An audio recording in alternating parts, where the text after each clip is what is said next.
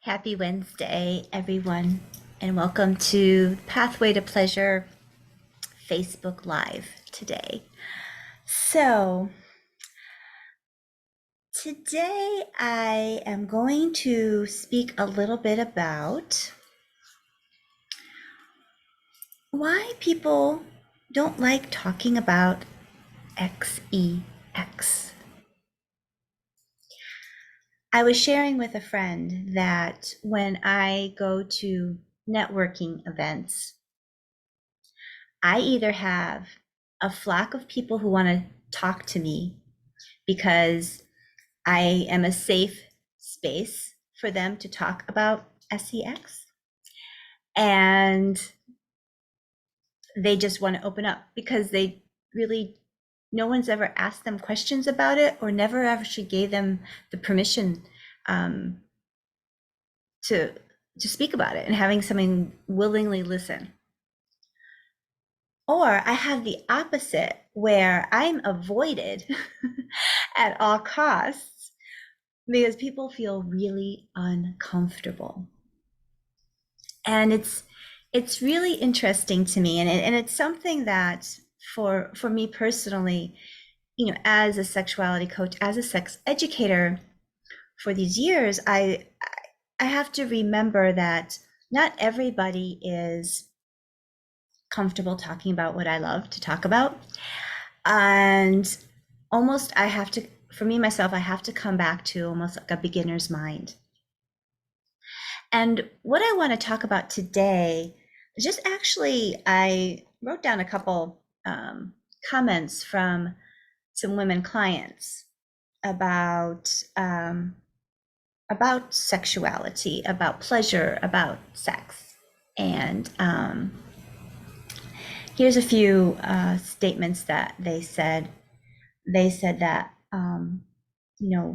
sex wasn't a word that we talked about at all growing up. And in our family, we don't talk about such things, right? And it's curious to me how our society has made such a taboo of such a natural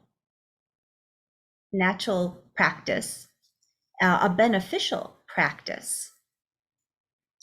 So a question that I want to ask of you is, what would happen if women were given permission or the opportunity to tune into their pleasure? What if, as you were growing up as a little girl, your mom told you about your clitoris, told you about your anatomy, gave you permission, a safe place for you to explore yourself? What if, as a little girl, you were able to not only bring yourself pleasure, but to understand what pleasure really is with your body? Because I think as little children, we understand what pleasure is. Pleasure is that dripping ice cream cone all down our hands. Like, children are the best thing to study when you are on your pathway to pleasure journey, because they are uninhibited and they find pleasure in what adults would call silly things.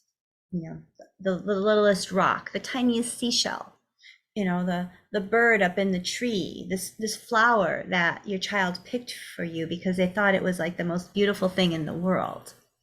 So children are the perfect place for us to go, for us to remember what pleasure is, because pleasure isn't all about sex. It's not that. It's so much more. For me, pleasure is life itself. It's actually intimacy with life.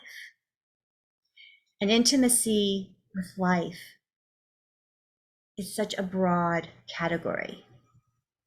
So you can be intimate with your partner, of course. You can be intimate with yourself, with your inner world. You can be intimate with your pet, like just so much love there, and the cuddling and how supported you feel and nurtured by them. You know, the intimacy with a really good book and this nice cup of chai tea. Like there's so many ways to bring intimacy into your life, because the whole word itself, into me see, is how we express ourselves in this world. So what would happen if women were given the opportunity to tune into their pleasure? And one question that I ask my clients and have them go through this scenario and actually write it down and almost make it like a meditation that they look back on is, imagine you can go back in time and learn about your body, about sex, about how to embrace your desires without fear. Imagining that you grew up in a tribe full of empowered women, of empowered men, when you were taught that your desires were holy, that your body is this sacred temple given to you by Creator to express the soul in this world. What if you grew up in this tribe that supported your pleasure, that really gave you opportunities to bring more pleasure into your life? Like, imagine yourself growing up in this tribe, in this community. How would you be different than you are today? What belief systems would you have in place from growing up in a tribe like that as compared to the belief systems that you currently hold? So yes, our sexuality, our threshold, our acceptance, our willingness to pleasure is definitely a nurture, because nature, when we came in, we were 100% this, but our nurturing has molded people who won't even discuss the word sex, who don't even talk about that, who bypass the discussions. They don't even want to look there. And part of the unbridled woman lifestyle, this pathway that I have chosen, that I teach, that I coach women with, is to rewrite our new sexual story, to become more comfortable with receiving and giving pleasure in our life, to embrace intimacy, because the unbridled woman has done her work to into herself see. And that's how you get the intimacy.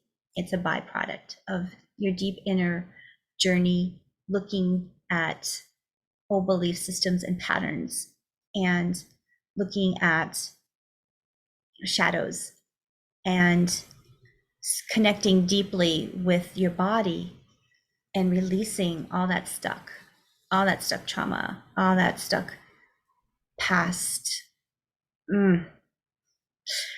experiences that were beautiful, that brought you to where you are now, that brought you to listening to this, that brought you to being curious about, is there more? And yes, sister, there is so much more, because as you connect more to your sexuality, to your sensuality, bringing pleasure, more intimacy in your life, it spills over into your career. If you're an entrepreneur, into your own business, into your creativity, into your connections with other people. You have healthier relationships, you have boundaries, your spiritual life is so much more vibrant. You just feel more alive. It's it's it's magic. It's magic. So that is all I have for today on our live.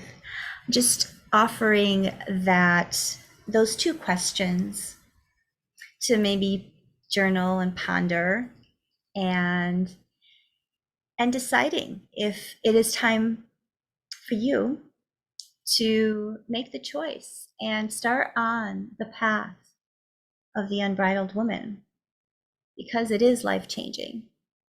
It's transformation, it's growth, it's a reclamation